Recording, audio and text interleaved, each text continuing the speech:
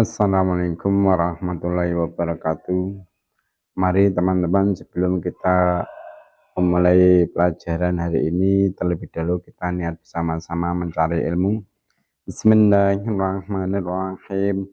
Nawaitu talabal ilmi izalatan jahlim an-namsi wan sa'iri juhali wa ihya ad-dini wa ibqa al-islami bil ilmi wa darul akhirati wa ridwallahi ta'ala wa syukran ala nikmatil aqli wa nikmatil syahatil badani fadlna ta'ala ila hadratina bil mustafa sayyidina Muhammadin sallallahu alaihi wasallam wa ala alihi wa ashabihi wa azwajihi wa dzurriyyatihi wa ali baitikam wa nakhusu khususan khasatan ila musamaata kitab tasrih akhlaq sahafid hasan al-mas'udi wa jamin talamidi wa masyikhina wa mu'allif kutub allati ta'lamna wa lamna sunnatana lahumul fatihah.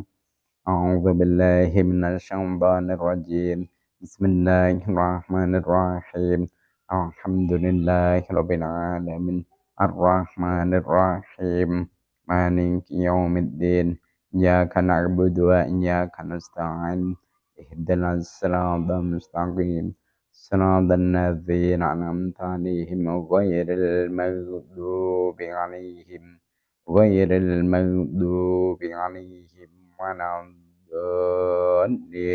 Rabbi firli wa liwalidayya mu'minina amin. Mari kita teruskan pelajaran kita hari ini, yaitu kitab Tasrih Khalaq, yang mana insyaallah untuk hari ini masih meneruskan pembahasan adab-adab ketika kita mendatangi masjid. Adab selanjutnya yaitu fa'idha aroda al-khuruja tuliba minhu al-bad'u bil yusra. Mari kita mulai. Bismillahirrahmanirrahim. Qala al-musannifu rahimahumullah ta'ala wa nafa'na biya bi'alami bidarin amin. Fa'idha aroda mongko alikalane ngarepake sapa man. Faidha arada mengko alikalane ngarepake sapa man ngarepne al-khuruja ing metu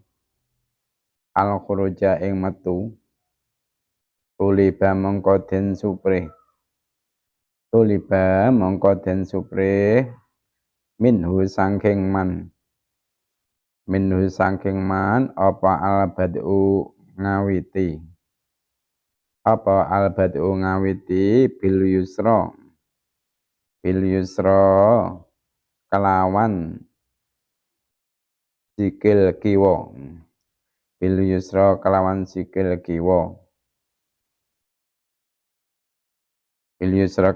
sikil kiwa wa ayyadhaha lan nyelahake sapa man ing yusra al yusra ala dhori na'lihi ing atase ndure sandale man tumayal basu mongko nuli nganggo sapa man al yumna awas ya, sumayal bisa enggak yalbisu. Sumayal bisa. Mungkin kalau ada yang yalbisu dirubah ya. Sumayal bisa mengkonuli nganggo sapa man al yumna ing sandale sikil kang tengen. Awalan ing dalem kawitane wal yakulan becik ndonga sapa man inda khuruji indem nalikane metune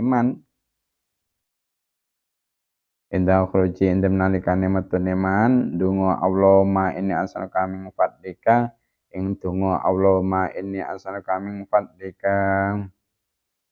Allahumma du Gusti Allah inni temen setune ingsun ini temen sedene ingsun iku asal kanyuwun sapa ingsun ing panjenengan iku asal kanyuwun sapa ingsun ing panjenengan mingfat ika saking kanugrahan panjenengan atau tuan mingfat ika saking kanugrahan panjenengan. Jadi adab yang perlu kita terapkan ketika kita hendak ingin keluar dari masjid, yaitu dianjurkan untuk mengawali keluar dengan kaki kiri terlebih dahulu. Ya.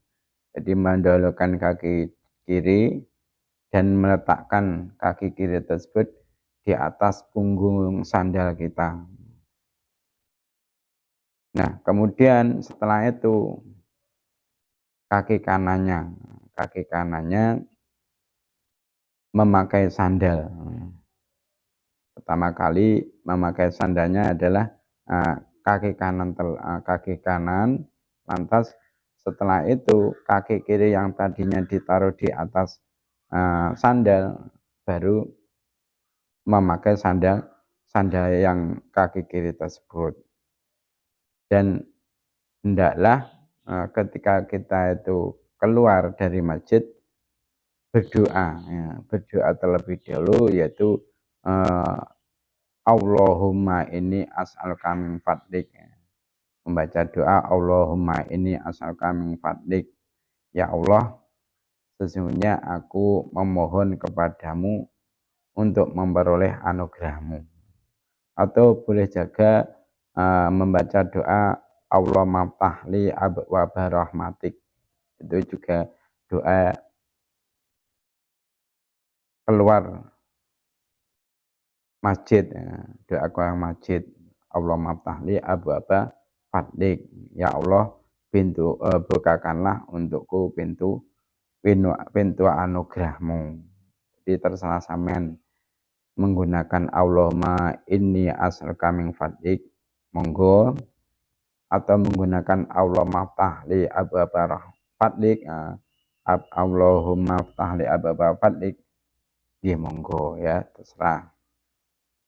Nah, qala dawuh sapa Nabi kanjeng Nabi Muhammad sallallahu alaihi wasallam, qala Allah taala ing dawuh qala Allah taala. Jadi Nabi Muhammad sallallahu alaihi wasallam berkata bahwasanya Allah itu berkata atau berfirman. Ini bukan Al-Qur'an ya, ini bukan Al-Qur'an, tapi juga sama-sama dawuhnya Allah. Al-Qur'an itu dawuhnya Allah, ini juga dawuhnya Allah, tapi bukan Al-Qur'an. Ini namanya hadis qudsi. Lah, bedanya apa Al-Qur'an dengan hadis qudsi? Kan sama-sama dawuhnya Allah. Bedanya kalau Al-Qur'an itu makna dan lafadznya langsung dari Allah. Akan tetapi kalau hadis qudsi seperti yang akan kita baca ini, maknanya itu dari Allah, namun lafadznya dari Nabi Muhammad, dari nama Nabi Muhammad. Terusnya apa perkataan Allah, apa dawahnya Allah? Dawahnya inna buyuti temen setune. Inna buyuti temen setune pira-pira omahe rahmat ingsun. Inna buyuti temen setune pira-pira omahe rahmat ingsun fil ardi ya. Fil ardi ing dalam bumi. Fil ardi ing dalam bumi iku al masajidu pira-pira masjid. Iku al masajidu pira-pira masjid. Wa inna zawari lan temestene pira-pira kang ziarah ingsun. Wa inna zawari lan temestene pira-pira kang ziarah ingsun. Biya ing dalem masjid. Biya ing dalem masjid iku amaruha. Iku amaruha pira-pira kang ngramekake masjid. Iku amaruha pira-pira kang ngramekake masjid. Patuba mongko bejo kemayangan. Patuba mengko bojo kemayangan li abdin kedue kawula. Ya abdin kedue kawula tatohara kang sesuci sapa abet. Tatohara kang sesuci sapa abet bibeti ing dalem omahe abet. Bibeti ing dalem omahe abet. Tumanzaroni mongko nuli ziarah sapa abet ingsun. Tumanzaroni mongko nuli ziarah sapa abet ingsun. Bibeti ing dalem omahe rahmat ingsun. Bibeti ing dalem omahe rahmat ingsun. Pahakun mongko iku nyata. Pahakun mongko iku nyata. Alal mazuri. Alal mazuri ing atase zat kang den ziarahi. Alal mazuri ing atase zat kang den ziarahi. Ayo krima utawi yen to mulyaake sapa al-mazur. Ayo krima utawi yen to mulyaake sapa al-mazur zairahu ing wong kang ziarah ing al-mazur. Jadi Nabi Muhammad SAW itu mengatakan bahwasanya Allah itu berkata sesungguhnya tempat rahmatku di bumi, tempat rahmatku di bumi itu adalah masjid-masjid. Jadi semua masjid yang ada di muka bumi ini adalah tempat rahmatnya Allah. Nah, wa inna zawari fiha amaruha, dan sesungguhnya orang yang ziarah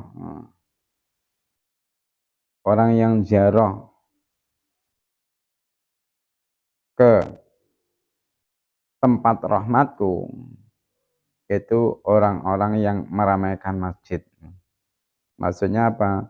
Meramaikan masjid itu mengisi masjidnya dengan aktivitas ibadah. Mengisi masjid dengan melakukan aktivitas ibadah. Contohnya itu apa? Melakukan sholat 5 waktu di masjid dengan secara berjamaah. Mengumandangkan azan di masjid ketika sudah masuk waktunya. Membaca Al-Quran, iktikaf, atau mencari ilmu di masjid, mengadakan majelis ilmu di masjid. Maka fatuba li abdin tatara fi baiti semazaroni fi baiti. Maka sangat beruntung bagi seorang hamba yang bersuci di rumahnya, maksudnya berwudu atau mandi besar kalau memang punya hadas besar. Kemudian setelah itu dia ziarah kepadaku di tempat rumahku, tempat rahmatku. Di mana yaitu masjid. Fahakun al-mazuri, maka hak bagi zat yang diziarahi yaitu ayyukrima zairau, untuk memuliakan orang yang mengziarahi, Jadi intinya jika kita itu ke masjid melakukan aktivitas ibadah di situ, kita akan dimuliakan oleh Allah, kita akan diangkat derajatnya oleh Allah. Wan Anasin lan den diwatake sang sahabat Anas radhiyallahu anhu, man utai sapane wong iku asroja ngurupake sapa man, utawa ngempakne sapa man. Iku asraja ngurupake sapa man fi masjidin ing dalem masjid. Fi masjidin ing dalem masjid sirajan ing lampu. Sirajan ing lampu. Lam tazal mongko ora gingsir-gingsir. Lam tazal mongko ora gingsir-gingsir sapa malaikat pira-pira malaikat. Wa hamalatul arsilan malaikat kang nyangga ngares. Wa malatul asilan malaikat kang nyangga ngares iku tastaghfiru iku tastaghfiru nyunake ngapura sapa malaikat wa hamalatul arsh iku tastaghfiru nyunake ngapura sapa malaikat wa hamalatul arsh lahu maring man utawa maring maring man ya lahu maring man madama ing dalem selagine isih tetep madama ing dalem selagine isih tetep fidzalikal masjid ing dalem kono-kono masjid apa dauhu padange sirat apa dau padange sirat jadi barang siapa menyalakan lampu masjid maka malaikatnya Allah itu semuanya besertaan malaikat yang menyangga aras tidak henti-hentinya memintakan ampun kepada orang tersebut kepada Allah. Jadi orang yang menyalakan lampu itu oleh malaikat akan dimintakan ampun kepada Allah. Selama apa? Selama lampunya tersebut itu masih menyala. Nah, ini bukan berarti hanya menyatakan saklarnya itu saja tidak. Tapi apa? Mungkin kita membelikan lampu masjid atau masjid lampunya putus kita belikan lagi ya. Atau kita membayari ya, listriknya masjid ya. Atau membelikan token masjid. Maka dengan itu selama listrik yang kita belikan, yang kita bayarkan itu masih berfungsi, begitu juga lampu yang kita belikan itu masih berfungsi di masjid, maka kita oleh malaikat-malaikat Allah dan malaikat yang menyangga arsy dimintakan ampun. Dosa-dosa kita dimintakan ampun oleh para malaikat, dimintakan ampun kepada Allah Subhanahu wa Ta'ala. Makanya jangan sampai kita itu malas pergi ke masjid. Karena apa? Sangat banyak keutamaan atau pahala yang didapat oleh orang-orang yang melakukan aktivitas ibadah di dalam masjid. Jangan sampai kita menyesal. Ini ada kisah seorang sahabat yang menyesal saat sakaratul maut. Namanya yaitu sahabat Sa'ban. Nah, Nabi Muhammad SAW itu mempunyai sahabat yang namanya Sa'ban. Nah, Sa'ban itu memiliki kebiasaan aneh, yaitu datang ke masjid sebelum waktu sholat berjamaah. Nah, sebelum sholat jamaah itu dimulai dia sudah datang dan selalu mengambil posisi di pojok masjid ya. Dan dia niat iktikaf di situ. Nah, alasannya kenapa dia kok selalu bertempat di pojok? Alasannya supaya dia itu tidak mengganggu atau menghalangi orang lain yang akan melakukan ibadah di masjid. Nah, kebiasaan Sa'ban ini sudah tersebar, sudah terkenal, bahkan para sahabat itu sudah paham. Tidak ada sahabat yang tidak ngerti kebiasaan Sa'ban. Bahkan Nabi Muhammad SAW pun sendiri juga paham. Nah, akhirnya sampai suatu pagi itu saat sholat subuh akan dimulai, Rasulullah SAW itu merasa heran karena tidak mendapati Sa'ban pada posisi seperti biasanya. Akhirnya Rasulullah SAW itu bertanya kepada sahabat yang hadir di situ, apakah ada yang melihat Sa'ban? Sahabat tidak mengetahui semuanya. Kemudian sholat subuh itu oleh Nabi ditunda demi untuk menunggu Sa'ban kalau dia datang. Namun karena yang ditunggu ini tidak datang-datang, akhirnya Rasulullah SAW itu khawatir sholat subuh kesiangan, memulai sholat jamaah subuh. Nah, sampai sholat subuh itu selesai, Sa'ban tidak datang-datang. Akhirnya Rasulullah SAW bertanya kepada para sahabat yang hadir di situ, apakah ada orang di antara kalian yang tahu rumahnya Sa'ban? Akhirnya salah satu dari sahabat ada yang menjawab, ya Rasul, aku tahu persis di mana rumah Sa'ban. Akhirnya karena Rasulullah SAW itu sangat khawatir terhadap sahabatnya tersebut. Akhirnya dia minta diantarkan ke rumah Sa'ban. Nah, perjalanan masjid menuju ke rumah Sa'ban ini kira-kira kurang lebih membutuhkan waktu 3 jam. 3 jam. Nah, para sahabat dan Rasulullah ini melakukan perjalanan tersebut dengan jalan kaki ya. Akhirnya setelah sampai di rumah yang dimaksud, Nabi Muhammad SAW uluk salam kepada ahli baitnya. Akhirnya keluar seorang wanita dan menjawabi salamnya. Nabi Muhammad SAW mengatakan, apakah benar ini rumah Sa'ban? Perempuan tersebut menjawab, ya benar ini rumah Sa'ban. Bolehkah aku menemui Sa'ban?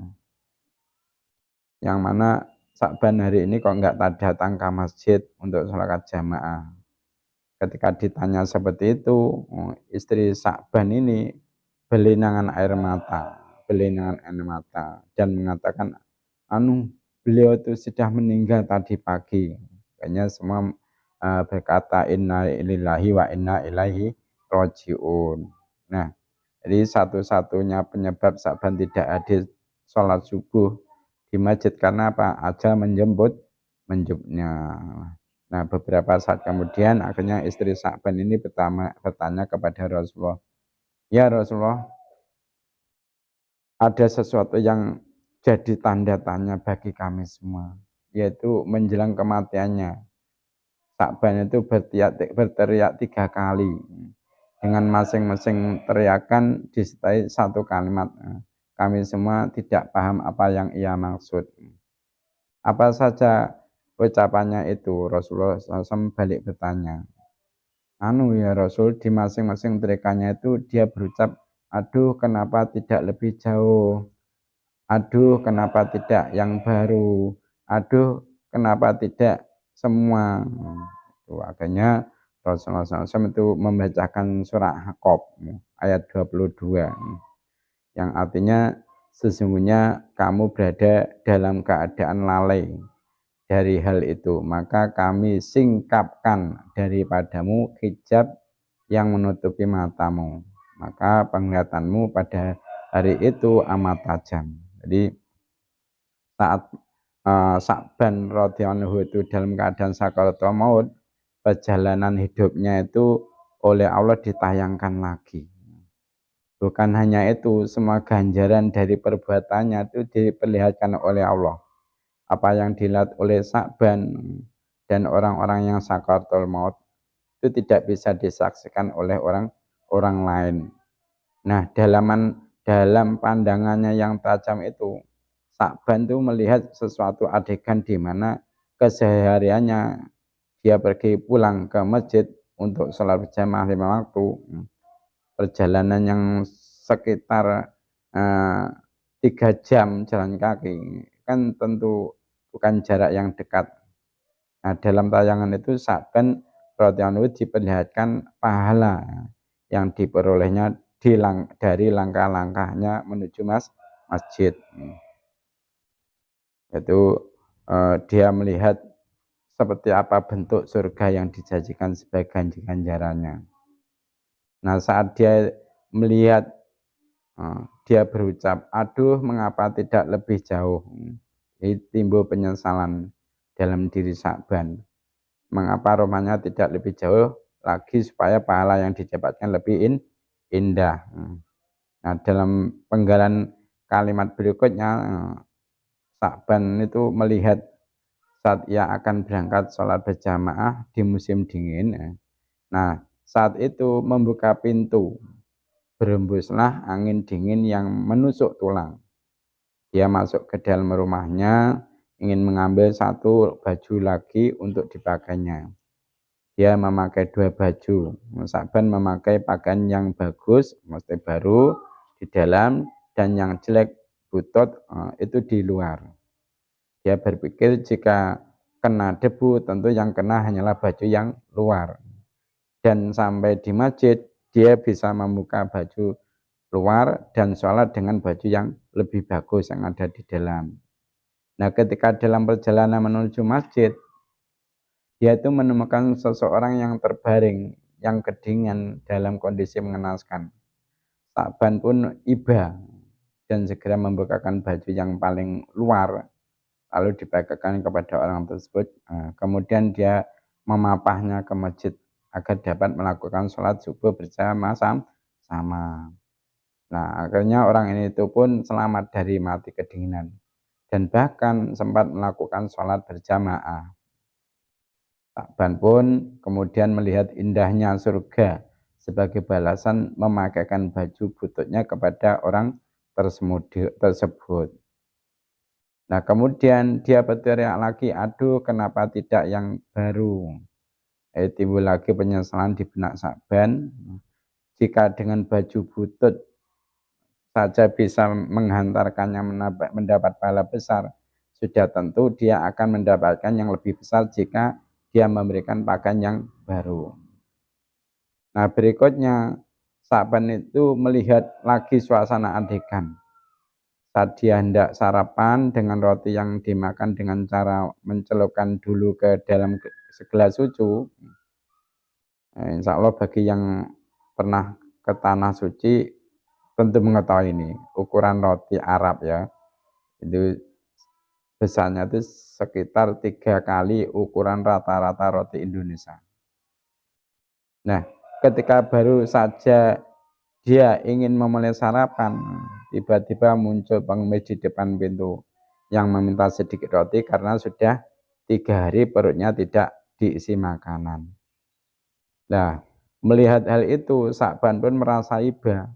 Akhirnya dia itu membagi 2 roti tersebut dengan ukuran yang sama besar dan membagi 2 susu ke dalam gelas dengan ukuran yang sama rata, kemudian mereka makan bersama-sama. Nah, Allah Subhanahu wa taala kemudian memperlihatkan Sa'ban dengan surga yang indah.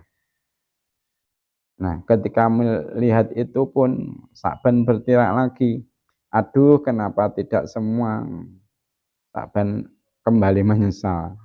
Seandainya dia itu memberikan semua roti itu kepada pengemis tersebut, pasti dia akan mendapatkan surga yang lebih indah. Masya Allah, Sa'ban bukan menyesali perbuatannya, melainkan apa? Malah menyesali mengapa tidak optimal, tidak sungguh-sungguh ya.